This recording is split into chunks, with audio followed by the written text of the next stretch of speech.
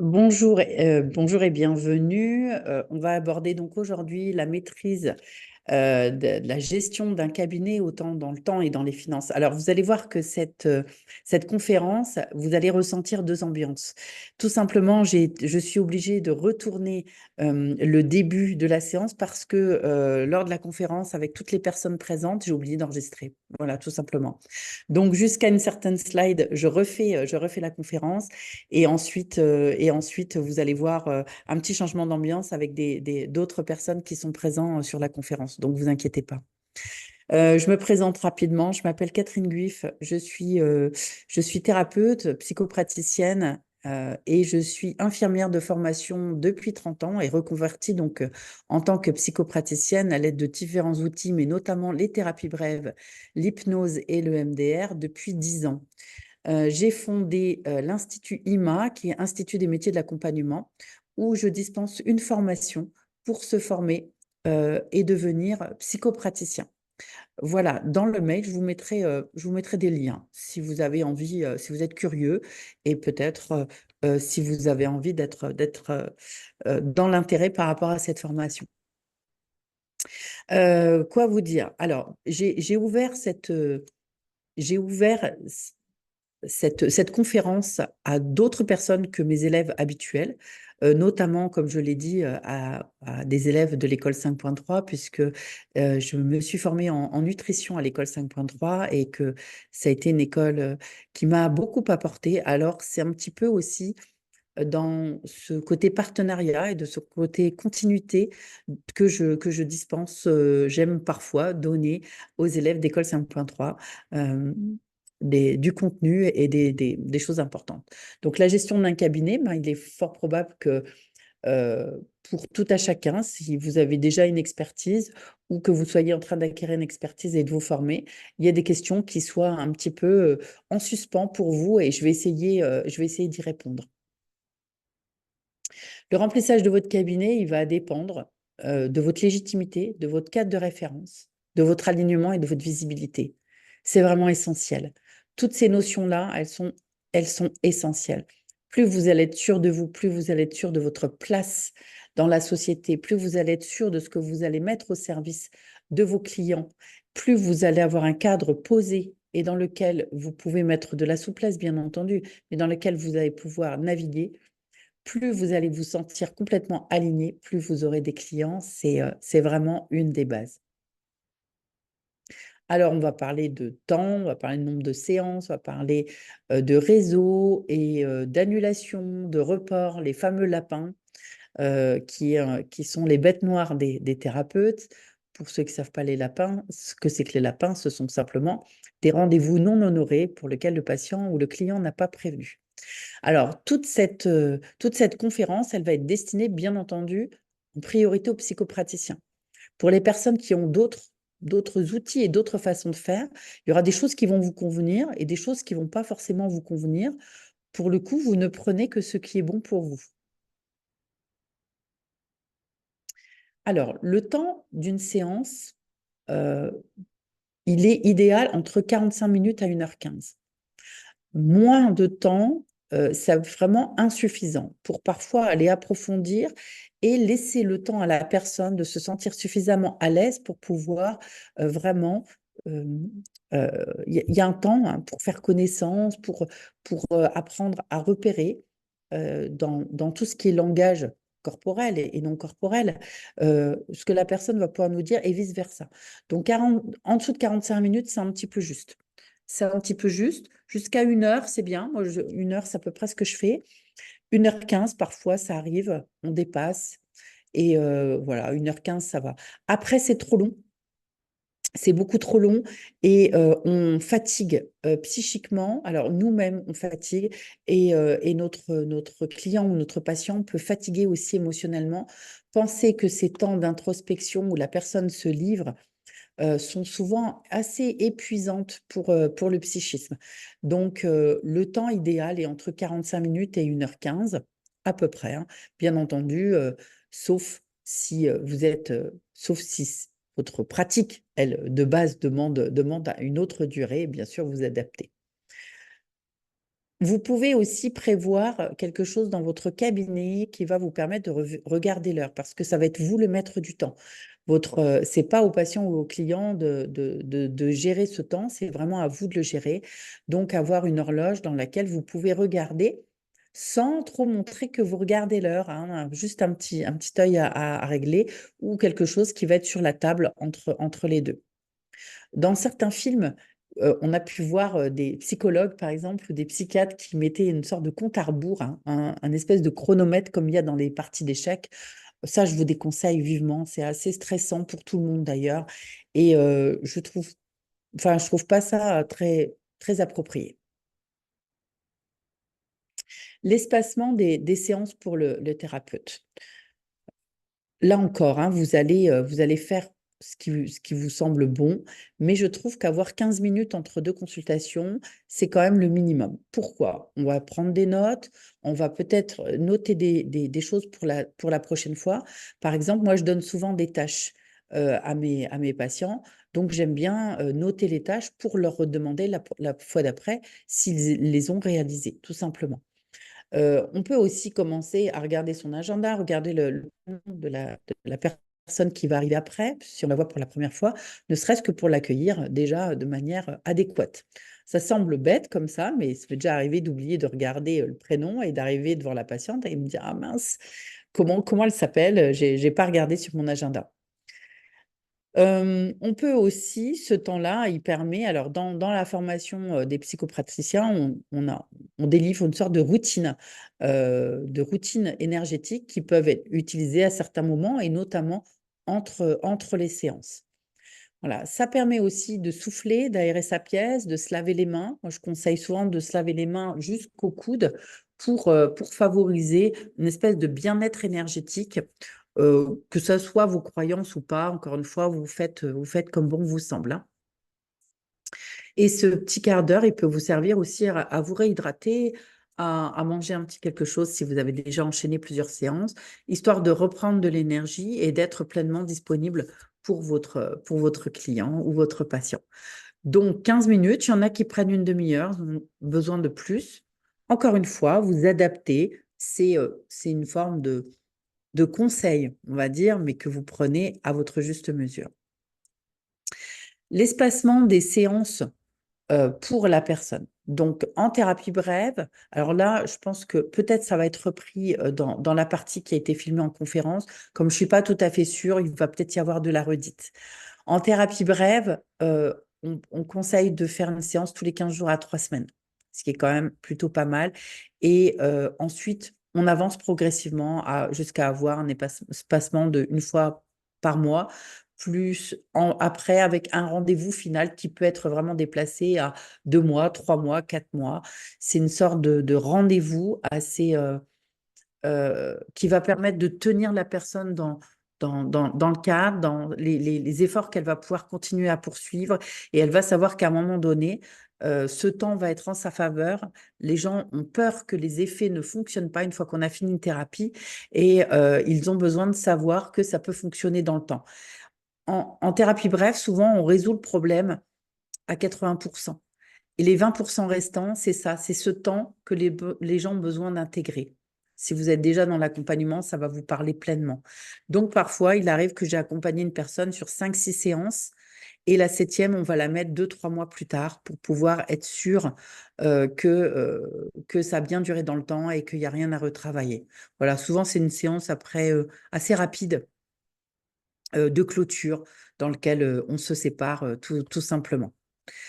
Euh, Pourquoi alors, il m'arrive de prendre des rendez-vous toutes les semaines dans une forme d'urgence, hein, mais c'est très rare, très très rare, et jamais 2 fois la même semaine, parce que ça n'a pas tellement de sens et que rien ne pourrait s'intégrer.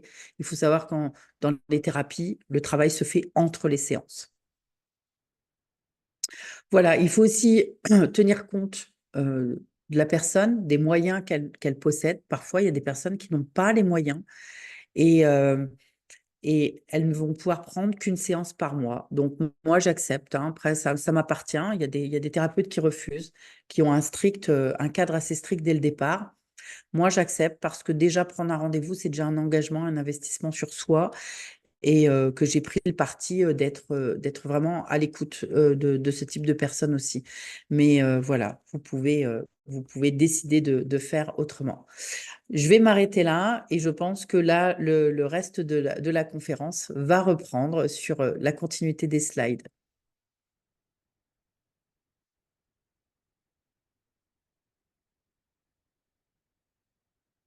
Ils vont avoir, ils vont Alors, oui, le prix. Alors, euh, par exemple, quand mes élèves commencent à prendre des bêta-testeurs, même les bêta-testeurs, moi, je leur demande de faire payer un petit peu, même si c'est pas grand-chose. Parce que moi, j'ai démarré avec des séances à 1 euro. C'était très rigolo parce que je me rappelle un jour, il y avait l'ami de ma fille qui était venu avec ses 2 pièces de 50 centimes. Mais ça m'avait touchée parce que voilà, elle avait été chercher ses 2 pièces de 50 centimes pour payer sa séance.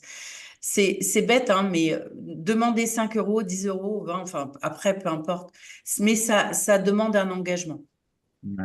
Et les bêta-testeurs, moi, je leur recommande de leur dire, OK, c'est bêta-testeur, mais sur 2 ou 3 séances, hein. Après, après, on part sur un prix normal. Parce que sinon, effectivement, on va attirer quoi? Des personnes qui vont être opportunistes et qui ne vont pas forcément mettre quoi que ce soit en place parce qu'il n'y a pas d'engagement. Donc, le prix, c'est l'engagement. Et ça va bien au-delà de ça parce que c'est aussi une forme d'équité. On ne met pas son client, son patient en dette. Quand on lui donne du gratuit, on le met en dette. Ça veut dire, voilà, j'ai fait quelque chose pour vous, mais je vous ai rien donné en échange. Vous m'avez rien donné en échange, donc vous êtes en dette. Et ça, pour la thérapie, c'est pas envisageable du tout. Voilà, j'ai fait un post il n'y a pas longtemps vous pourrez regarder sur mes réseaux, une personne qui m'avait demandé à la fin, ah bon, je paye la première séance? Bah oui, chez moi, vous payez la première séance parce que la première séance est une séance qui me demande souvent en plus beaucoup d'énergie parce Mais que je laisse les Catherine, gens parler. Oui, Françoise? oui, je voulais, moi les gens que je reçois en bêta-testeur, pour l'instant, je leur dis c'est du troc. Moi, je les utilise pour m'approprier les techniques et eux, ben, ils m'utilisent pour essayer d'avancer. Moi, je demande rien aux bêta-testeurs. C'est pas du troc, ça, Françoise, c'est du don. Oui, C'est du... mais moi, c'est grâce à eux que je peux m'approprier les Ouais, techniques. mais tu leur demandes 5 euros. Tu travailles quand même pendant ce temps-là? Tu travailles, tu te formes, tu payes ta formation, tu payes tout. C'est du don, là, en fait. Soit tu fais du troc avec un échange de bons procédés, c'est-à-dire que la personne, elle a une expertise à t'amener et auquel cas, pourquoi pas. Et là, on n'est plus dans du gratuit. Soit tu lui demandes, mais 5 ou 10 euros. En fait, il y a c'est le côté symbolique. Hein, parce que bien sûr que tu démarres dans la formation en tant que psychoprathe, mais tu as déjà une expertise, tu as déjà des outils. Donc, à un moment donné, tu utilises tout ce que tu as déjà appris. Et à ce que je sache, ça n'a pas été gratuit les formations que tu as faites. Il y a Sabine qui est Oui. Donc, demande un petit quelque chose. Et Moi, si- ouais, c'est moi, c'est Sylvie. Ah, oui. C'est pour, c'est Non, non, pour dire. il y a Sabine aussi qui a levé la main. Ah oui, Alors, d'accord. je vais donner la parole à Sabine qui avait levé la main et après je te dis. D'accord. Oui, Bonjour Sabine. tout le monde, merci. Bonjour. Je vais vite faire une parenthèse en donnant un exemple un peu caricatural mais réel. Je suis une ancienne infirmière, je travaillais en service des patients chroniques et pour certains d'entre eux, dont un auquel je pense, tout était dû, tout était acquis parce que gratuit. Et Mhm. à un point qu'un jour, il a eu une greffe et il n'a tellement pas mesuré à quel point son investissement était important qu'il a arrêté ses traitements donc pour ne pas perdre son greffon.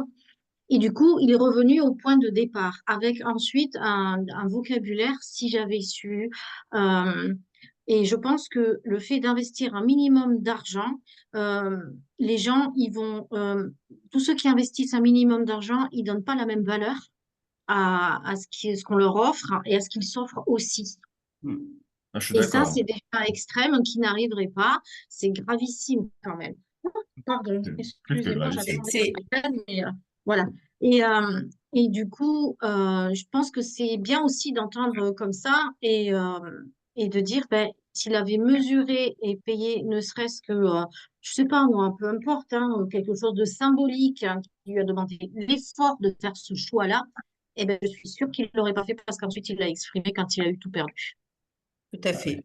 Mais là, tu montres, Sabine, complètement jusqu'où ça peut aller, en fait, hein, le tissage que ça peut créer chez une personne et Ouais, dans quelle profondeur on peut aller. Et effectivement, ça va très, très loin à partir du moment où on n'engage pas les soins. Et malheureusement, aujourd'hui, on n'a pas trouvé mieux que l'argent, en fait. Bien sûr, il y a d'autres façons, mais l'argent, aujourd'hui, reste quand même le plus gros engagement pour la majorité des gens. c'est un moteur, c'est un Oui, moteur. tout Ouais, à ouais, fait. ouais. C'est une énergie, on est bien d'accord. Important et même si en tant qu'infirmier, on nous apprend un petit peu différemment, ce rapport-là, je pense qu'il est important et je me suis entendue dire à un moment donné avec d'autres infirmières que je remplaçais, à quand les soins payants? Ne serait-ce Ouais. qu'en partie, hein, Ah ouais. mais c'est pas méchant Non. Normal. puisqu'on Oui, veut oui, oui. aujourd'hui autonomiser les personnes et les rendre actrices de ce qui leur arrive, leur santé. Bah voilà, on y va, voilà. Mm. Moi, Donc, j'ai pas mal de personnes qui sont remboursées par leur mutuelle, au oui, moins une partie, c'est mais ça. le fait qu'elles payent d'elles-mêmes leur séance et qu'après elles se fassent rembourser, c'est déjà pas pareil. C'est C'est déjà... encore complètement différent comme démarche, je suis d'accord. Ouais. Oui, Sylvie? Non, moi, je revenais sur Françoise, c'est pour les bêta-testeurs. Moi, là, ça va faire un mois maintenant que j'ai ouvert le cabinet. Et en fait, je demande 5 euros pour mes bêta-testeurs. Et à chaque fois, on veut me donner plus, quoi. On me dit, mais non, Mhm. 5 euros, c'est pas assez. Je dis, non, mais c'est juste. Donc, c'est pour dire que faire payer, il y a des personnes qui se rendent compte quand même que bah, j'ai de l'investissement, j'ai tout ça, et elles veulent me donner plus. Bah, Ouais. c'est cool ça. Ben ouais, du coup, je suis passée à 20. Voilà. Donc, pour faire, à 20, oui, oui, c'est vrai que pour faire ma petite pub, Sylvie est rentrée dans la formation au 1er juin et voilà, ça y est, elle a déjà démarré à accompagner en psychopratique. Attends, psychopratique. C'est dur à dire ce truc-là, hein. Moi, à Oui, chaque fois, je bloque. ouais. Ben J'ai oui, dit, mais on n'a pas le droit, il y a des mots qu'on n'a pas le droit de dire, hein, donc on les Il y a dit pas. Thierry qui a Alors, parlé et puis après on a Jade. ouais. Alors, je vous laisserai un petit temps de parole après, mais vas-y Thierry, je pense que tu avais quelque chose à dire. Non, mais je voulais répondre à Sabine que j'étais complètement d'accord avec ce qu'elle disait. Et c'est hyper anxiogène pour le thérapeute aussi et pour l'infirmier aussi. En fait, il n'y a plus aucune reconnaissance, plus rien. En fait, c'est sombre. Notre métier devient très, très sombre en tant qu'infirmier. C'est pour ça Ouais. que je vais arrêter. C'est pour Mais ça. j'ai arrêté, moi, c'est bon, je passe à autre Ah, chose. t'as de la chance! Et ouais, ouais, Quelle chance! c'est le constat de beaucoup, beaucoup d'infirmiers, hein. Oui, oui, tout Il à n'y a fait. pas que les infirmiers, hein. C'est maintenant, quand on va sur les réseaux sociaux, les gens veulent que du gratuit. Mm, Ah ouais, bah Que ça. ça soit pour de l'hypnose, que ça soit pour des soins énergétiques, ils veulent que ça. ah bah oui, mais à nous de savoir ce qu'on donne en gratuit, en fait, hein. Oui, Jeanne? Oui, tu as dit qu'il y avait des personnes dans tes clients en fait, qui se faisaient rembourser par des mutuelles. On fait partie des personnes qui ont potentiellement un remboursement mutuel. Ça peut arriver, ouais, ouais, ça peut arriver. Selon les mots que tu mets sur tes factures, eh bien, il y a des mutuelles qui vont rembourser, oui. Mm. Et tu pourrais nous dire les mots ou... Eh ben, parce que ah non, ben oui, je peux te les dire, mais ça va dépendre. En fait, ça dépend des mutuelles. Elles n'ont pas Ah, d'accord. réussi à se synchroniser, bien entendu. Donc, il y a des personnes, parce que je mets le mot hypnose, ça rembourse. Si pour d'autres, ça va pas rembourser. Parfois, sevrage tabagique permet d'accéder au remboursement. Euh, voilà, Ok, ou alors accompagnement en psychopratique va permettre le remboursement chez un et pas chez d'autres. Donc, d'accord. c'est la Ok. roulette russe. Et du coup, je voulais te demander aussi, est-ce que peut-être que tu vas le dire après, est-ce que tu pourrais nous partager des techniques où quand la personne, à la fin de l'entretien, ben, ne payent pas pour finalement les faire payer Ok, quand bon, même. on pourra en parler, mais en 10 ans de temps, j'ai eu un impayé. Ah, ok. Donc, normalement, ta légitimité et ta posture Souvent, le risque, ce qui se passe en séance, c'est que tu es parti dans ta séance et tu oublies de Oui. demander le règlement. Moi, des fois, j'oublie de faire payer. C'est une autre histoire. Mais je redemande après. Merci. Voilà, donc pour ça, j'avais terminé. Voilà. Alors, pour la prise de rendez-vous, vous avez plusieurs solutions. Vous pouvez avoir des outils qui vont permettre aux personnes, parce qu'on arrive dans une société où les outils de communication se sont développés de manière considérable sur les 10-15 dernières années et de manière encore plus considérable aujourd'hui. Les moyens de communication ont augmenté, donc du coup, les gens ne communiquent plus. Tout simplement. C'est-à-dire qu'aujourd'hui, prendre un téléphone pour appeler quelqu'un, ça relève à peu près de faire le triathlon il y a 15 ou 20 ans, quoi. Ça demande autant d'engagement. Alors moi avant, les gens m'appelaient en fait, m'appelaient pour prendre rendez-vous. Et aujourd'hui non, il faut des agendas en ligne. Il faut que les gens puissent prendre rendez-vous parce qu'ils ont peur de vous appeler. Donc Calendly, Resalib, il y a Médoucine, enfin bon, il y en a plein d'autres, Perfactive, il y en a plein d'autres que vous pouvez utiliser. Ça va vous permettre, Resalib est bien référencé, ça va vous permettre d'avoir une visibilité et que les gens puissent prendre rendez-vous directement. Le problème, quand ils prennent rendez-vous directement, c'est que vous ne savez pas si vous êtes vraiment qualifié pour eux, quoi. Et eux, ils ne savent pas si vous êtes qualifié pour eux. Donc, c'est des fois un petit peu problématique. Je prends mon cas, je ne fais plus de sevrage tabagique, je ne fais plus de séance d'hypnose pour arrêt du tabac. Si demain une personne réserve pour ça, ça va être un peu emmerdant parce que moi, j'ai plus envie de faire ça et que comme je le fais plus, j'ai plus trop l'habitude. Donc, voilà. Maintenant, quand une personne vous appelle, ça, c'est quand même le mieux parce que ça va permettre déjà, il va se passer plein de choses au téléphone. Déjà, vous allez rentrer dans la vie de la personne. Elle va déjà entendre votre voix. Elle va entendre votre assurance, votre façon de parler. Et en fait, on rentre déjà dans l'univers de l'un de l'autre. Et pendant cet appel téléphonique, moi, je demande toujours si la personne est en capacité, si elle peut parler, parce qu'il ne faut pas oublier que des fois, elle est dans sa voiture avec ses enfants ou qu'elle rentre de l'école ou je ne sais pas quoi. Mais est-ce que vous pouvez me dire en une phrase pourquoi vous venez? Une phrase, hein. On ne veut pas commencer la séance, hein. Donc, voilà, je ne sais pas, personne ne veut dire, ouais, j'ai des troubles du sommeil, là, ça s'est aggravé. OK, très bien. OK, bon, ça fait tout à fait partie de mes compétences pour vous accompagner pour cet objectif-là. Déjà, on valide qu'on est bien fait l'un pour l'autre par rapport à ça. Et ensuite, on peut commencer à dire des choses importantes qui vont relever du cadre, en fait. De dire que les choses, vous n'allez pas les faire en une séance. Que la première séance va servir à faire connaissance. Qu'elle va commencer à permettre de mettre en place les pistes de travail. Vous allez pouvoir aussi rappeler les conditions, votre politique d'annulation. Ça, on va en reparler. Je vous l'expliquerai après.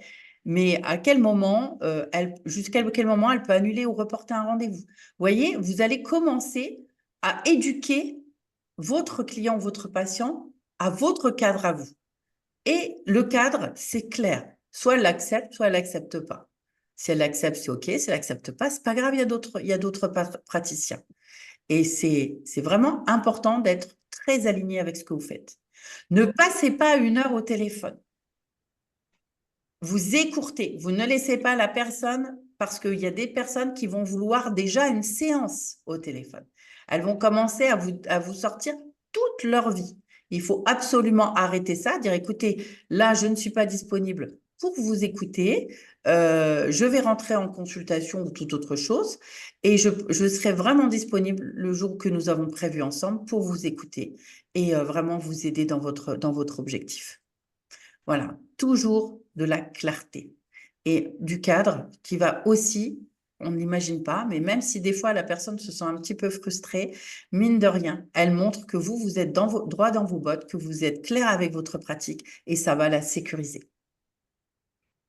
Si vous faites déjà une séance au téléphone, elle va comprendre que vous avez déjà besoin d'en savoir plus parce que vous allez devoir préparer votre séance. Et si vous voulez préparer votre séance, c'est que déjà, vous n'êtes pas très sûr de vous. Donc, ça, elle va le sentir. En soi, c'est possible que vous ne soyez pas sûr de vous, hein. Ça, c'est OK, hein. Mais moins on le fait ressentir au consultant, mieux c'est. Bon, ça marche partout, bon, parce que moi j'ai le cas aussi dans mon activité, que ce soit actuellement professionnel chez Easy by EDF, mais à la fois en tant que géobiologue et expert bâtiment, je ne rentre pas dans l'expertise dès le départ. Sinon, on est sur une expertise au téléphone et on est déjà dans la consultation. Voilà. Ça va?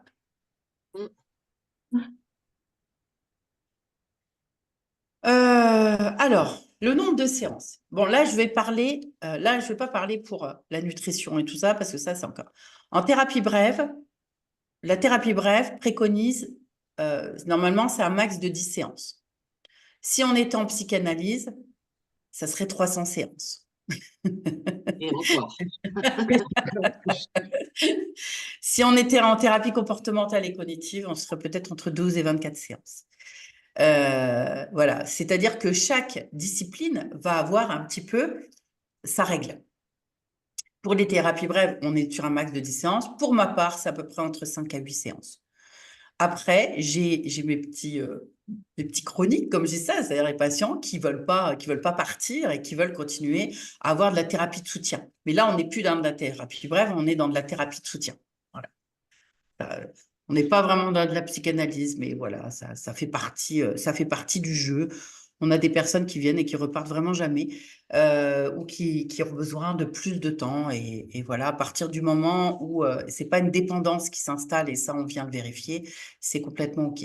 Il y en a qui ont fait 3-4 séances, qui reviennent 2 ans après. Voilà. Alors aujourd'hui, j'ai la chance, j'ai une grosse patientèle. Donc, les gens, hier, j'ai eu le cas, par exemple, hein, j'ai une personne qui m'a appelé hier matin, elle me dit, oh là là, j'ai une décision à prendre, je sais pas. Et on a fait une séance. Voilà. Elle vient pour une séance et elle repart. Parce que je la connais, parce que je connais toute son histoire par cœur, parce que on n'a plus besoin de faire connaissance, donc ça va vite. Et en une séance, elle a pu prendre sa décision et repartir à sa vie. Mais pour les personnes que je connais pas, on est à peu près sur ça. Le nombre de séances va varier en fonction des objectifs et de la personne et de la profondeur de la problématique. Il m'est arrivé de régler des choses en 2 séances parce que c'est simple, parce qu'il y a un outil qui est mis en place et que ça amène la résolution et que la fois d'après, la personne vient et dit ah bah c'est bon, ok. Bon, bah si c'est bon, bah, on va pas remettre de rendez-vous. On garde pas les gens inutilement. Donc, ça arrive aussi. Ça arrive aussi.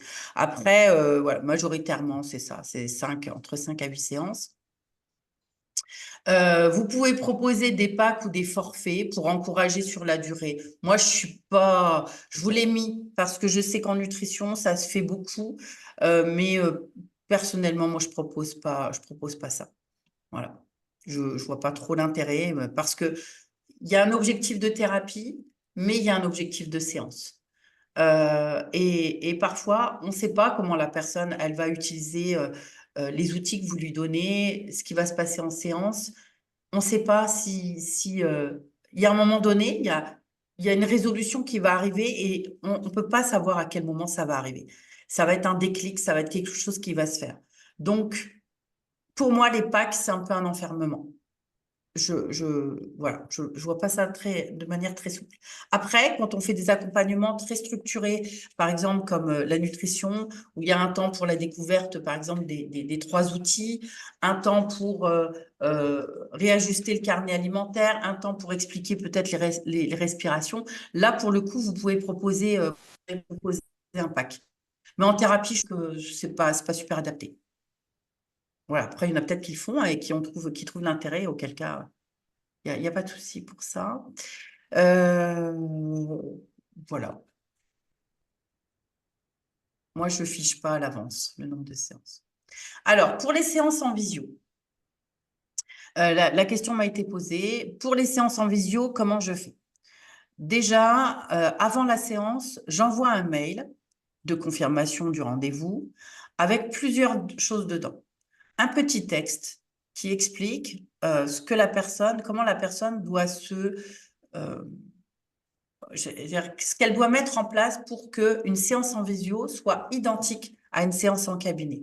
Déjà, qu'elle soit dans un endroit calme, isolé, qu'elle puisse avoir de préférence un casque sur les oreilles ou des écouteurs de façon à être plus immergée et que bien sûr, elle ait du matériel adéquat. Hein, le téléphone, c'est bien, c'est un peu juste. Moi, je préfère franchement quand c'est un ordinateur ou une tablette, parce qu'on voit la personne de manière plus grande. Et surtout quand on travaille en hypnose, c'est très important de pouvoir voir au moins les épaules et, j'allais dire, voilà, un petit peu comme vous me voyez moi, la partie haute du corps. En visio, je demande le paiement à l'avance. Pourquoi? Parce que la charge mentale est importante dans nos métiers. Elle l'est dans tous, mais en tous les cas, moi, je peux parler que du mien, mais la charge mentale est importante. Si on doit penser, et c'est le cas, si les gens ne payent pas avant la séance, des fois, ils ne payent pas tout de suite après. Donc, vous savez qu'il y a une séance qui traîne par là, qui n'est pas due. Il va falloir un jour, parce qu'elle va oublier, elle n'est pas forcément mauvaise payeuse, mais elle va vouloir, vous allez devoir la relancer. Et moi, j'ai horreur de ça. C'est vraiment le truc que j'aime pas. Donc, pour me favoriser mon bien-être, je demande un paiement avant séance. Voilà. Donc, ils ont un lien. J'envoie un lien qui est un lien Stripe. Et ça arrive des fois que les personnes, avec leur carte, ça passe pas par Stripe. Donc, pour le coup, j'envoie un RIB. Et voilà. Bon, les gens sont honnêtes la plupart du temps, il n'y a pas de souci. C'est plus de l'oubli, hein, parfois. Voilà. Donc, un mail avec tout, comment se présenter lors de la séance, se connecter quelques minutes avant pour pouvoir régler tous ces problèmes de micro, de caméra et compagnie. Un lien Zoom ou la plateforme que vous utilisez, ça peut être Google Meet ou autre. Google Meet permet 1 heure gratuitement. Par exemple, Zoom, il faut payer pour avoir 1 heure. Voilà. Et on propose des options sécurisées, PayPal, Stripe ou RIB, et auquel cas ce sera à l'avance. Les outils qu'on peut utiliser en visio, beaucoup en fait. Beaucoup. Il y a après, il y a des croyances de part et d'autre. Il y a des personnes qui pensent que c'est dangereux, que s'il y a une réaction. Alors, moi, ce qui m'a fait rire un jour, c'est que je faisais une séance d'hypnose avec une jeune femme. Et bien sûr, il y a des choses à faire, il y a des choses à dire qui sont, si à un moment ou un autre, la connexion se coupe, ou que vous ne m'entendez plus, ou que je ne peux plus vous parler, votre subconscient saura en quelques minutes qu'il peut vous ramener à vous et vous vous sentirez en toute sécurité et nous nous reconnaîtrons ou nous appellerons, tout simplement. On demande aux personnes, quand on fait des séances en hypnose, en visio, de garder leur téléphone à côté d'elles quand même. Ça, c'est important, c'est une sécurité. Et une fois, je faisais une séance d'hypnose à une jeune femme pour justement des troubles de conduite alimentaire. Et en fait, ce qu'on n'avait pas prévu, c'est que son ordinateur s'est mis en veille, puisqu'elle ne touchait à rien. Elle était partie dans son truc et elle était partie loin en plus. Hein. Et son ordinateur s'est mis en veille. Ce qui fait qu'au bout d'un moment, non seulement je ne la vois plus, et puis je ne l'entends plus. Et comme je ne savais pas si elle m'entendait ou pas, j'ai quand même continué ma séance jusqu'au bout. Et puis à un moment donné, j'ai arrêté et j'ai attendu. Et là, elle est réapparue au bout de je ne sais pas combien de temps, peut-être 5 bonnes minutes. Et elle me dit, mais oui, mais elle dit, je n'avais pas prévu que mon ordinateur se mettrait en veille. Mais pour autant, la séance a eu tout à fait son effet et a été très, très bien vécue puisque j'avais prévu ce qu'on appelle un fusible. Un fusible, c'est vraiment la possibilité même si on est en hypnose, de reprendre, j'allais dire, de revenir à un état plus conscient pour pouvoir reprendre des décisions et ne plus se laisser guider par la voix du thérapeute. Donc, il y a beaucoup de choses qui peuvent se faire en visio et bien entendu, quand on travaille par exemple en EMDR, moi, en EMDR, en visio, je ne vais pas travailler avec les doigts, mais je vais travailler, par exemple, avec un stylo. Voilà, on ne me voit pas parce que d'habitude, je ne mets pas de fond virtuel, mais je travaille avec un stylo, en fait, hein, pour pouvoir amener les mouvements alternatifs. Voilà, donc tout est possible. Bien sûr, tout ce qui est de l'ordre du conseil, bah forcément que là, en visio, il n'y a aucun frein. Vous pouvez aussi agrémenter, et c'est le moment de présenter vos outils. Je pense au conseiller en nutrition, l'assiette santé, les portions et tout ça. C'est le moment de les présenter à l'aide de slides que vous allez mettre, personnalisés à l'aide de Canva, par exemple, avec votre logo, avec votre nom. Et ça va donner une dimension très, très professionnelle. Voilà, donc tout est possible en visio, sauf les massages, bien entendu, parce que là, ce serait compliqué. Voilà, ou tout ce qui est réflexologie ou compagnie. Après, on peut apprendre à quelqu'un à faire de la réflexo. Hier, je ne sais pas si elle est présente ce matin, mais hier, j'étais au téléphone avec une réflexologue qui m'a dit, bah, tiens, pour ta crève, tu peux masser l'interstice entre tes doigts. Et je l'ai fait, d'ailleurs, je la remercie parce que ça va beaucoup mieux aujourd'hui. Mais, et vous voyez, en fait, elle m'a éduquée à utiliser un outil que je peux utiliser sur moi-même. Donc, les chances sont énormes. Les chances sont énormes. Bien sûr que sur certaines séances, ça sera important de remettre du présentiel. Moi, ça permet à mes patients d'alterner. Surtout ceux qui sont loin, ils alternent. Souvent, la première séance, on l'a fait en présentiel. Et puis, derrière, ben, il y en a, après, ils font que de la visio. Ou ils reviennent de temps en temps en présentiel.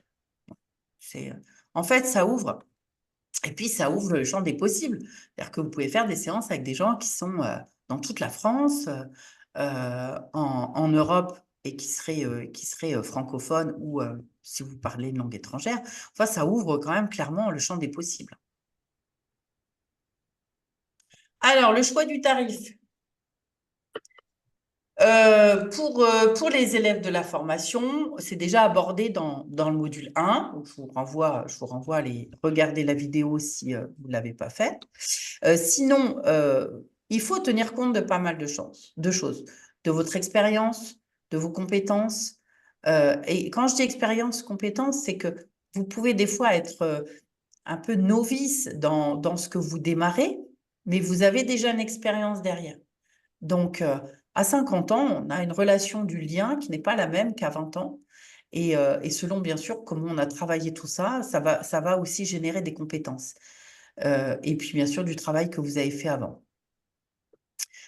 Plus vous avez investi, bien sûr, il faut en tenir compte. Si vous avez investi sur vous, sur vos formations, il faut en tenir compte parce que c'est vraiment votre expertise que vous allez proposer.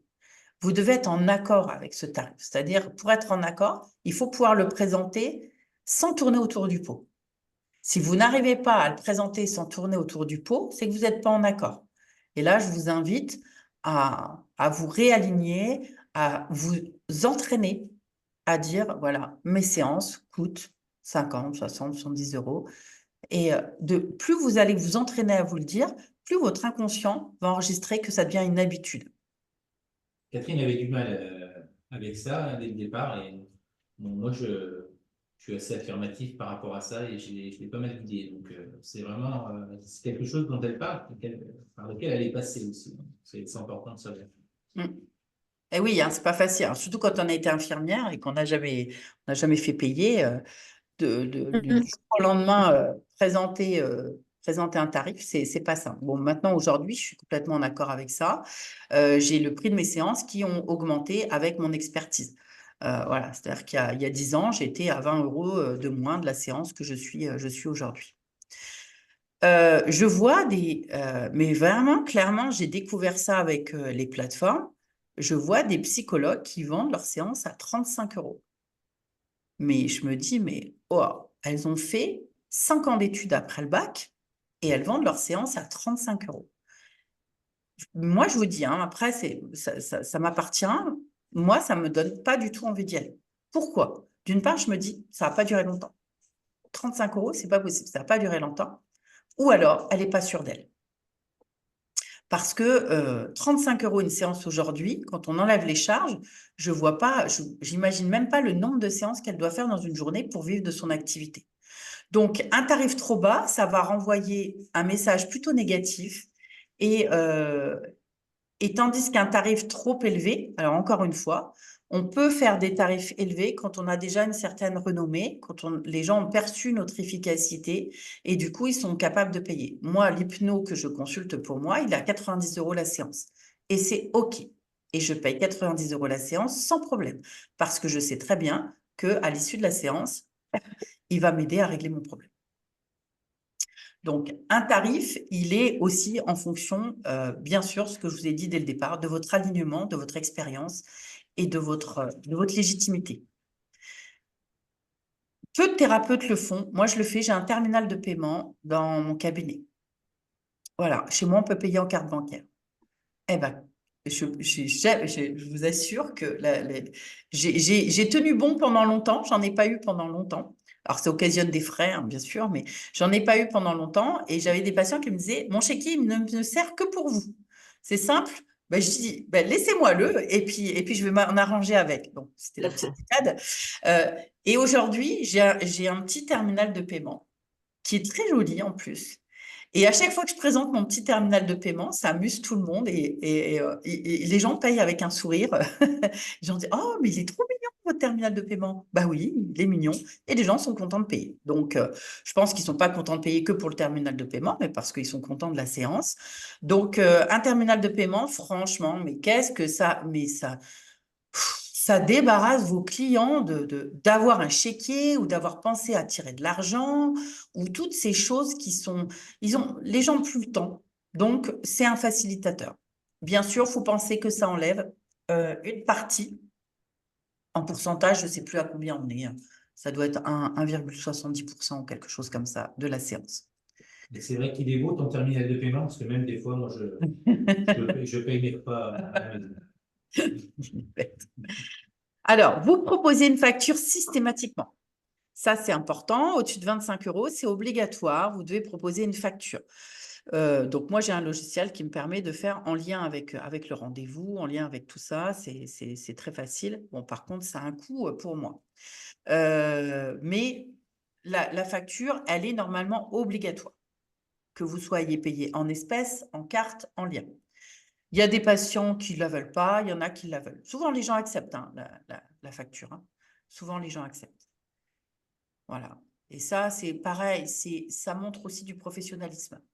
Hein, de pouvoir. Alors, vous pouvez, si vous n'avez pas de logiciel, hein, vous pouvez acheter un facturier dans une librairie papeterie. Ça existe des facturiers. Ça ne coûte pas très, très cher et vous pouvez donner une facture. Et là, il vaut mieux avoir un tampon dans ce cas-là. Ou sinon, vous faites des factures directement que vous pouvez envoyer. Moi, ils les reçoivent par mail. Selon où vous êtes, vous n'allez pas faire payer les séances le même tarif. Si vous êtes sur Paris, la séance ne va pas être le même prix que si vous êtes dans la Creuse. Parce que, tout simplement, le prix des cabinets, les charges ne sont pas du tout les mêmes. Quelqu'un qui loue un cabinet sur Paris, en général, c'est très, très élevé. Et il est obligé, bien sûr, d'en tenir compte sur la facture. Voilà, bien sûr, si vous payez un cabinet 1 000 € par mois ou que vous travaillez de chez vous, les charges ne sont pas du tout les mêmes. Et puis, il faut penser aussi que les personnes peuvent vérifier les tarifs de vos concurrents aujourd'hui. Hein, ils vont sur les plateformes et ils voient que, par exemple, je ne sais pas moi, Jessica, elle fait la même chose que vous. Et si vous vous dites, oh tiens, je ferais bien des séances à 110 €, et puis que Jessica fait la même chose que vous à 50 €, le choix, il risque d'être vite fait. Hein, si vous n'êtes pas renommé, si vous n'êtes pas connu dans le métier. La renommée, elle a une importance, hein, qu'on le veuille ou non. Donc, essayez de vous aligner à peu près, à 5 € près, sur ce qui se passe à peu près autour de vous. Voilà. Et puis, une fois que vous aurez, je vous en parle après, c'est pas grave, je vous le dis maintenant, une fois que vous commencerez à avoir de la renommée, vous pourrez augmenter vos tarifs parce que les personnes viendront chez vous par rapport à votre efficacité. Et c'est normal d'augmenter ces tarifs puisque vous donnez pour ça. Enfin, je veux dire, vous formez, vous évaluez ce qui se passe en séance, vous vous remettez en question, vous travaillez dur, donc c'est normal d'augmenter ces tarifs. Ça ne fait pas de vous quelqu'un de vénal, ça fait de vous quelqu'un qui a juste envie de vivre de son activité. Alors, travailler avec les autres professionnels. Pourquoi j'ai mis ça là? Ouais, ok. Je voulais mettre réseau, je me suis trompée. La question m'a été posée, est-ce qu'on échange avec des professionnels, d'autres professionnels, systématiquement, à chaque fois qu'on reçoit un patient, un client, est-ce qu'on doit communiquer avec, avec son médecin? Ben, moi, je vous dis non, parce que clairement, vous n'allez pas vous en sortir, hein, sinon. Ça va vous demander un temps fou. Par contre, il est bien de communiquer quand vous sentez qu'il y a le besoin. Hier, quelqu'un me disait, je reçois quelqu'un pour la première fois et au bout de 10 minutes, il me dépose que hier, il s'est passé une corde autour du cou. Là, clairement, je vous invite quand même à demander le nom du médecin traitant et peut-être à rentrer en contact avec le médecin traitant parce que il y a des idées suicidaires et que ça peut être dangereux. Par contre, bien sûr, menez votre séance jusqu'au bout, mais ça, je vous apprendrai, on le verra lors d'un live, comment gérer ce genre de choses. En thérapie brève, on a des outils absolument incroyables pour aller travailler sur la notion du suicide. Donc, on communique avec le médecin traitant ou le psychiatre quand on sent que c'est utile, quand on sent qu'on a besoin aussi de se référer à quelqu'un et de partager. Ça fait du bien, hein. Quand on a des clients dits difficiles, partager avec, moi ça m'arrive régulièrement de partager avec un psychiatre, on prend le temps des fois de s'appeler et on vérifie qu'on ressent la même chose, ça nous rassure aussi. Et tout simplement, ça vous permet aussi de voir si vous êtes sur la bonne voie, si ce que vous ressentez a du sens. Sinon, bien entendu, je vous invite à toujours demander le nom de votre médecin à votre patient et vous devez lui demander l'autorisation pour communiquer avec d'autres professionnels de santé. Et quand une personne vous dit, par exemple, voilà, hier, j'ai voulu me passer une corde autour du cou, est-ce que vous m'autorisez à rentrer en contact avec votre médecin traitant pour que peut-être il puisse vous prendre rapidement? Vous voyez, vous allez présenter aussi les choses à sa façon, mais derrière, c'est aussi pouvoir se dire, faut pas que je porte ça toute seule, quoi. Il faut aussi se protéger. Donc, faites des courriers, n'hésitez pas. Vous n'aurez des fois pas de réponse. Là, pour un cas, j'ai contacté une pédopsychiatre à 3 reprises, jamais daigné me répondre. Bon, bah, c'est tout. Il y en a qui répondent pas, qui voient pas peut-être l'intérêt pour leur patient. C'est dramatique de penser que on est seul avec un patient.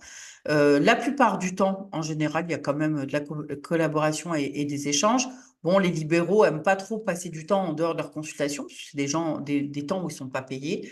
Mais moi, j'ai travaillé vraiment en étroite collaboration pendant 8 ans avec 2 médecins généralistes. Je les appelais très, très peu, mais quand je les appelais, elles savaient pour qui je les appelais. Elles me disent, oui, je me doutais que vous alliez m'appeler et on échangeait ensemble. Et ça fait du bien et vous imaginez pas comme ça leur fait du bien à eux aussi. Et ils vous le disent, merci d'avoir pris le temps de m'appeler, merci de communiquer avec moi par rapport à cette personne.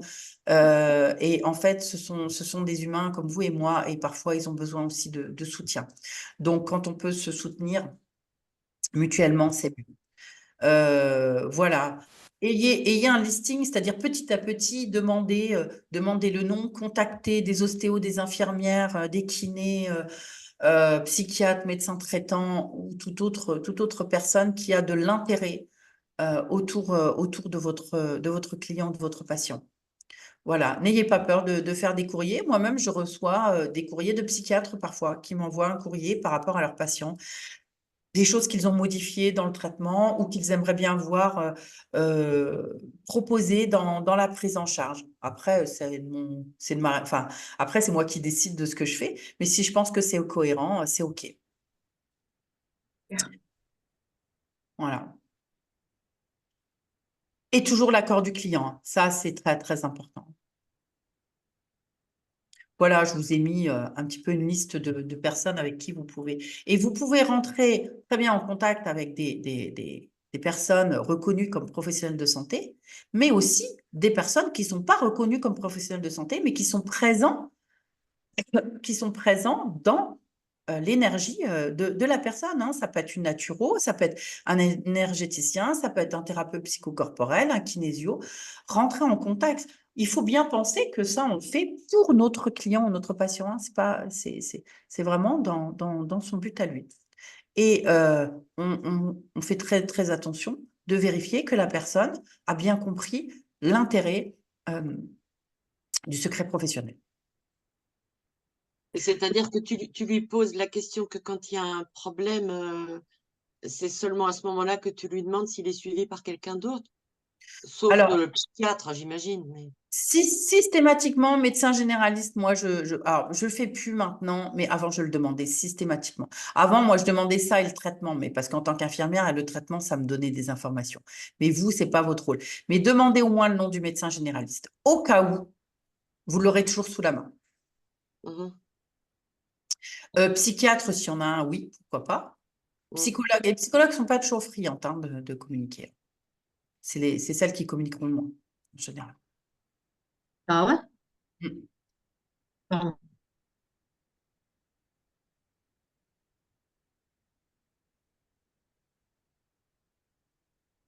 Voilà. Et puis, bien sûr, si vous discutez avec une personne qui n'est pas en lien avec une éthique à proprement parler, rappelez-lui que voilà, hein, là, on rentre dans le secret partagé, qu'il y a l'accord du patient et que c'est une discussion qui reste vraiment dans le secret partagé. Et que c'est bien sûr dans le bien-être du patient. Très important. Alors, mes petits lapins. Alors, ceux-là. Ben, j'en ai eu un vendredi dernier. Ça faisait longtemps. Oh, j'en ai plus beaucoup. Bon, il y a une chose qui va diminuer le nombre de lapins, c'est les rappels SMS. Si vous avez une plateforme qui envoie des rappels SMS de vos rendez-vous 48 heures avant, ça diminue sérieusement le nombre de lapins. Ça, c'est un fait. Après, les personnes qui ne préviennent pas, c'est tout simplement de votre faute.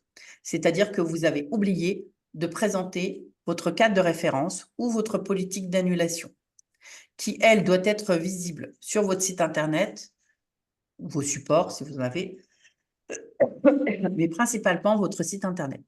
Et que vous aurez pu soit mentionner sur votre plateforme de prise de rendez-vous, que vous aurez dit au téléphone directement avec le patient. Ou, moi je fais souvent comme ça, je l'énonce à la première séance. Ce que j'énonce à la première séance, c'est mon cadre de référence. C'est de dire que tout rendez-vous qui est pris est un engagement mutuel. C'est-à-dire que moi, je m'engage à être là et je demande à la personne de s'engager à être là. Ensuite, qu'est-ce qui se passe? Sa vie extérieure, finalement, n'a pas tellement... moi, je ne vais pas m'en soucier. C'est-à-dire, son plombier, il doit passer. Oui, Sabine? Oui, du coup, je voulais savoir si aussi c'était quelque chose qu'on pouvait faire figurer. Moi, j'ai pas de site pour l'instant, mais voilà, sur les conditions générales de vente de prestations de services, parce que j'ai découvert que c'était obligatoire lorsqu'on s'adresse à un particulier. Oui, oui. Et du coup, ça peut figurer là-dessus aussi pour informer la personne. Alors, non seulement il faut les faire figurer sur les conditions générales de vente, mais moi, je les Ouais. mets directement sur mon site Internet. Parce que conditions générales de vente, c'est un bouton qui relie à un texte comme ça qui est souvent imbuvable. Mais par contre, moi, la politique d'annulation, elle est mise sur mon site Internet et sur ma plateforme de rendez-vous. Si vous ne prévenez pas, si vous n'annulez pas votre rendez-vous dans le délai de 48 heures, la consultation est due. Voilà. En dehors des 48 heures, c'est OK.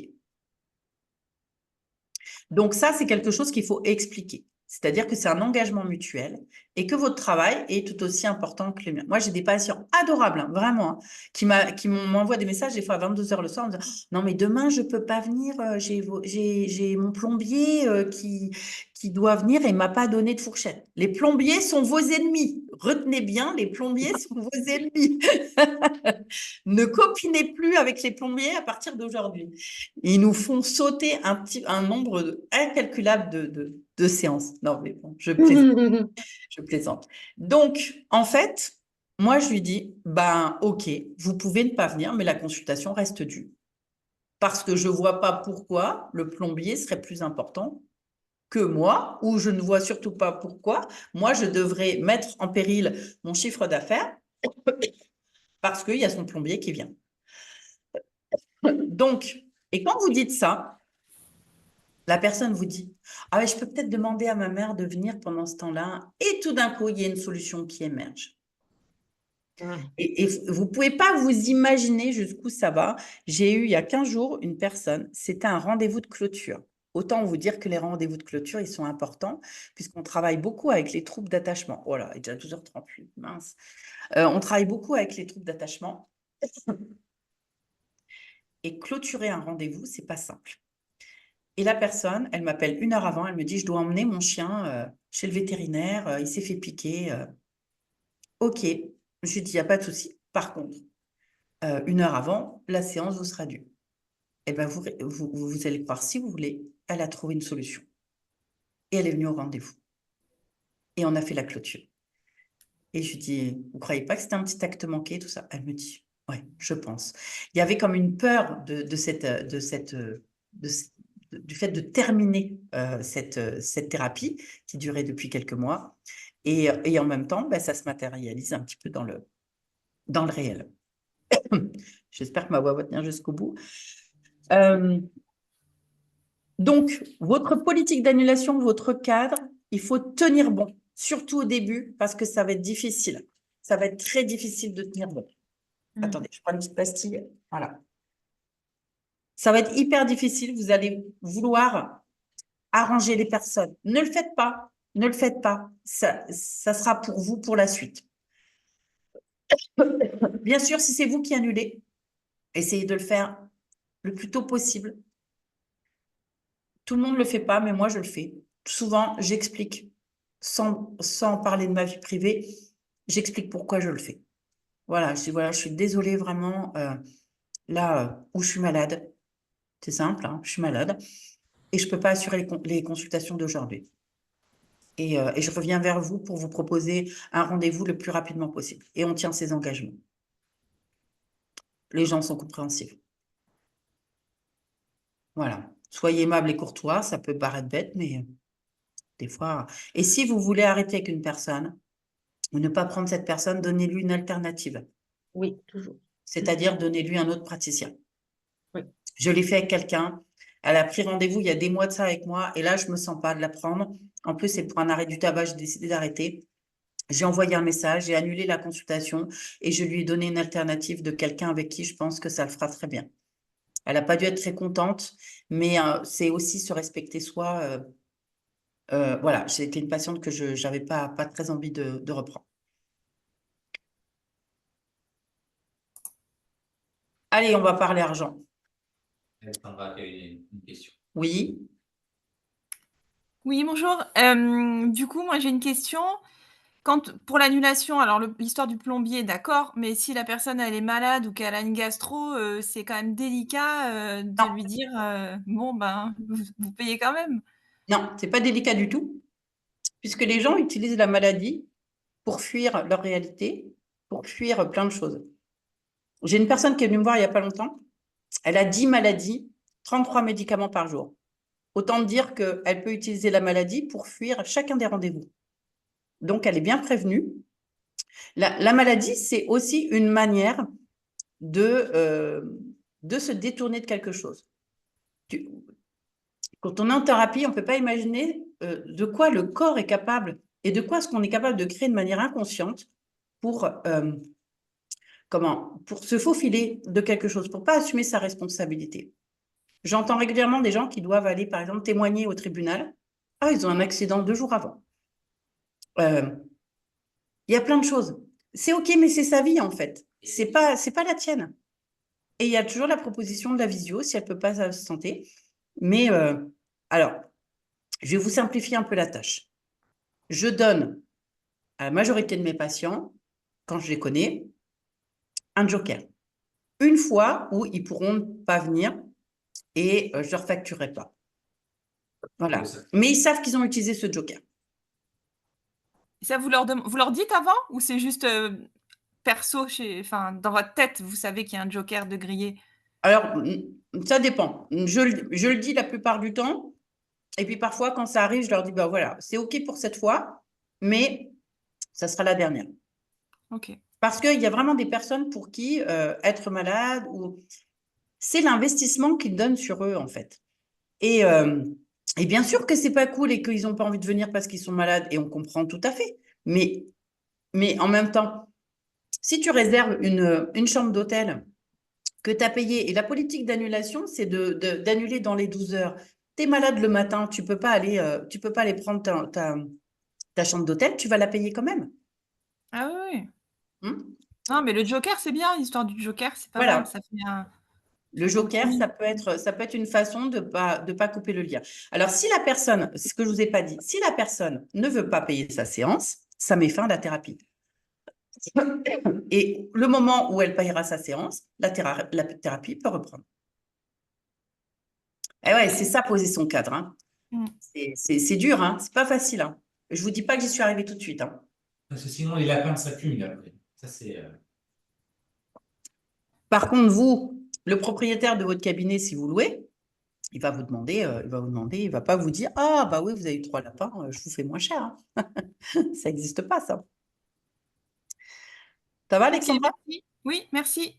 Voilà. Donc voilà, c'est hyper important c'est le cadre, et je vous dis, hein, vous n'allez pas y arriver forcément du premier coup, hein, vous inquiétez pas, hein, c'est dur, hein, pas facile. Et c'est là où on comprend qu'on a beau être thérapeute, ça reste une entreprise. Et voilà, les conditions générales de vente, comme le stipulait Sabine, sont faites pour ça. Alors, est-ce qu'on peut vivre de la thérapie brève? Est-ce qu'on peut vivre de son cabinet? Je vous ai pris un exemple de séance à 60 €. Si vous faites 5 séances par jour sur 5 jours, c'est-à-dire en travaillant à temps complet, on arrive à un chiffre d'affaires de 6 000 € par mois.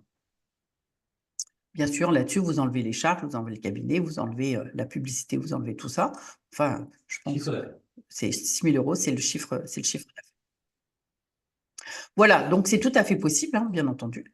Et pour ça, il va falloir quand même mener des actions. Hein. C'est évident qu'on n'a pas du jour au lendemain 25 séances par semaine. Mais voilà le chiffre d'affaires à espérer. Plus vous avez des investissements, plus votre reste à vivre, votre salaire sera moins important. Moins vous avez d'investissements, plus votre reste à vivre sera important. Des questions par rapport à ça? Moi, aujourd'hui, en thérapie, je travaille 2 jours par semaine. 2 jours par semaine, donc le jeudi et le vendredi. Je travaille avec un maximum de 5 consultations par jour. J'en fais pas plus, c'est 4 à 5. Et mon chiffre d'affaires sur 2 jours de thérapie par semaine est en moyenne de 2 500 €. Moi, je suis à 70 € la séance.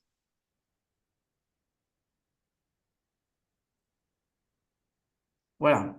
Chiffre d'affaires, c'est pas le salaire. Alors après, eh bien, il y a des moyens pour augmenter son chiffre d'affaires. Donc là, je vous ai remis offrir des packs de séances, mais bon, comme moi je vous l'ai dit, je suis pas super à l'aise avec ça. Enfin, je trouve que ça s'accorde pas très beaucoup avec la thérapie. Mais enfin bon, je vous disais, les conseils en nutrition ou gestion du stress, pourquoi pas, quand on a des choses bien établies. Les consultations de groupe, ça c'est cool. Hein. Faire des ateliers de groupe, ça peut être vraiment très très sympa. En plus, je trouve que c'est une énergie complètement différente. Moi, j'aime bien. Vous pouvez faire des ateliers avec des thématiques.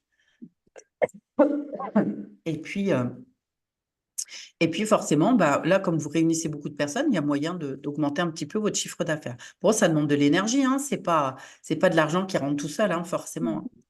Mais alors, attends, atelier de groupe, ça se passe comment, concrètement? Tu vas sur Zoom et tu ouvres des. Pas forcément, non, ça peut être en réel, en présentiel. Tu loues une salle, tu communiques sur les réseaux, je sais pas moi. Non, mais je dis la séance, comment il se passe quoi pendant la séance? Genre, il y a une thématique, il y Ouais, a. tu fais une thématique et puis tu présentes tes outils et tu fais expérimenter des outils. Les ateliers de groupe, une fois que les gens ils sont venus en groupe, ils ont de fortes chances de te consulter en individuel derrière. Admettons, je ne sais pas, tu fais une thématique sur la crise d'angoisse, par exemple, qui est des choses qui sont souvent, les gens ne peuvent pas s'en sortir tout seuls, souvent ils ont besoin d'aide. Eh bien, tu vas présenter, c'est quoi une crise d'angoisse? Bien sûr, il faut que tu gères il faut que tu utilises une thématique que toi tu gères, hein, c'est évident. Et puis, bah, ça peut être sur une demi-journée, ça peut être sur une journée, ça peut être avec d'autres thérapeutes aussi. Se mettre à plusieurs thérapeutes et puis présenter, je ne sais pas, une mini-conférence, le fait d'expérimenter un outil en lien avec la thématique, voilà, un petit groupe de parole, ça peut être plein de choses. Là, c'est en fait, c'est votre créativité qui peut faire le truc, hein. Et puis, tu communiques un peu sur les réseaux sociaux, tu fixes un tarif, et voilà. Les gens aiment bien, hein.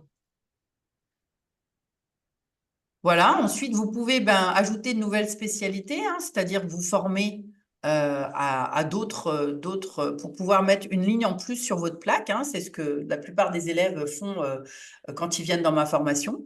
C'est pour permettre, alors je leur donne tout un listing de noms qu'ils peuvent utiliser, hein, libre de droit, comme accompagnant psycho-émotionnel. Pour certains, c'est praticien psycho-énergétique parce qu'ils ont déjà une expertise dans l'énergétique.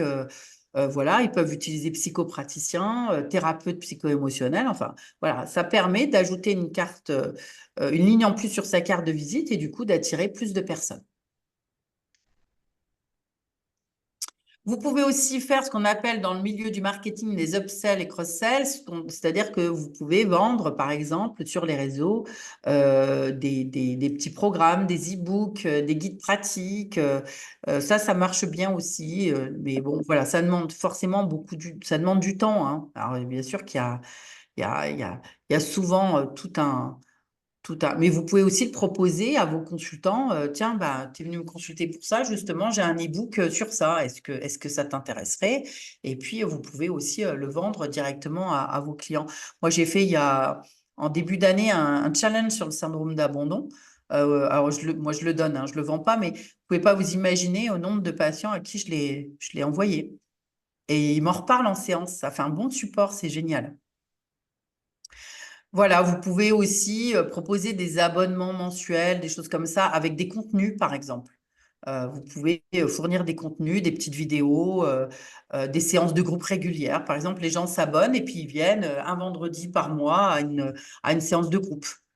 Il y a vraiment plein de choses à faire. Plein de choses à faire.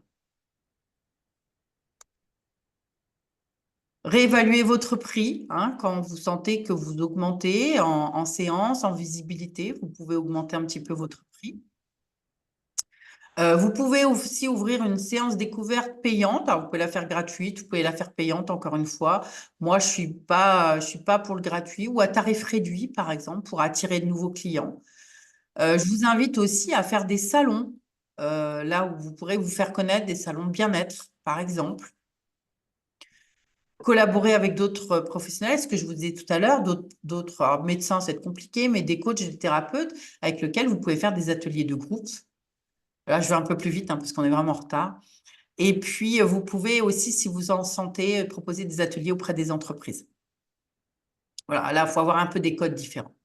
Ça s'invente. C'est un autre langage, ça ne s'invente pas. Il vaut mieux bien gérer ce milieu-là. Et des webinaires, hein, qui seraient des conférences, là, pour le coup, en ligne. C'est ce que je fais aujourd'hui. Les aspects juridiques. Oui, je vous en prie, hein, ceux qui doivent partir, il n'y a pas de souci, vous aurez le replay. Les aspects juridiques, eux, ils sont vus dans la formation. C'est vraiment un sujet à part entière que là, je ne peux pas traiter, qui sont faits dans la formation par une ancienne avocate. Et c'est elle qui gère ça. Donc là, je ne l'aborderai pas aujourd'hui. Et puis, la visibilité, je crois que je vais être obligée de m'arrêter là parce qu'il est vraiment, on avait dit 1 heure, il est déjà 1h30. Ça fera peut-être l'occasion d'un autre live parce que là, il faut vraiment qu'on s'arrête. Merci pour, à vous d'avoir suivi J'espère qu'il vous a permis peut-être d'en apprendre un petit peu ou peut-être de valider des choses que vous pensiez déjà. Et puis voilà, pour les personnes qui veulent nous suivre, on est sur IMA, on a un groupe pour lequel chaque personne est la bienvenue, qui s'appelle Devenir psychopraticien, que vous pouvez trouver sur Facebook. Et voilà, vous voulez d'autres choses? Est-ce qu'il y a des Merci. questions? On aura les slides, c'est possible de les avoir, les slides? Quand vous allez avoir le replay, les slides seront dedans. Ah non, non, non. Je ne vous redonnerai pas les slides à imprimer. Vous aurez la vidéo avec les slides. C'est-à-dire que là, ce que vous avez là, je vais refaire le début, du coup, je vais remettre dessus. Je vais refaire le début parce que j'ai oublié. Et vous aurez, dans la vidéo, les slides seront là, vous aurez ça, en fait. Ok. Merci. Voilà. Merci Merci beaucoup. bien. Comment? Dis Merci beaucoup. bien. Clair, précis. Et oui, Comme c'est. tout. Oui, merci Karine. Oui, c'est. Comme d'hab. Voilà. On s'habitue. C'était important qu'on en parle parce que moi j'ai eu l'occasion de m'installer aussi et après avoir suivi une formation et quand je me suis installé, je n'avais pas les éléments, je ne savais pas sous quel statut. Et quand j'ai appelé le centre de formation, ils ne m'ont jamais tenu au courant, jamais rappelé quoi que ce soit. C'est-à-dire qu'après, je suis parti sous un mauvais statut et ce qui m'a fait avoir des frais énormes et tout. Enfin, c'était vraiment très compliqué. Donc, ouais, c'est pas évident. Hein. et même le prix d'une expertise et tout, je ne savais pas du tout sur quelle base on me donnait. Bon, aujourd'hui, j'ai des outils par rapport à ça, effectivement, mais ce n'est pas toujours, c'est pas toujours aisé quand on démarre une activité. Les écoles, hein, souvent, elles nous donnent de l'expertise, mais elles oublient des fois un petit peu le reste. C'est important. Et je reviens à ce que je vous ai dit en début, hein, c'est que moi, je posais des questions, vraiment, les gens, enfin, les libéraux, ils me regardaient de travers parce que pour eux, c'était acquis. Mais pour moi, ça ne l'était pas et j'avais besoin qu'on me guide par rapport à ça. Et j'étais en formation pour apprendre l'hypnose, pas pour apprendre à savoir comment gérer un cabinet, mais je ne savais pas où trouver les informations. C'est pour ça que ça me semblait important de le mettre dans la formation et puis de l'ouvrir aussi parce que ça me tenait à cœur de l'ouvrir à des personnes extérieures. Voilà, je vais arrêter l'enregistrement. Tac.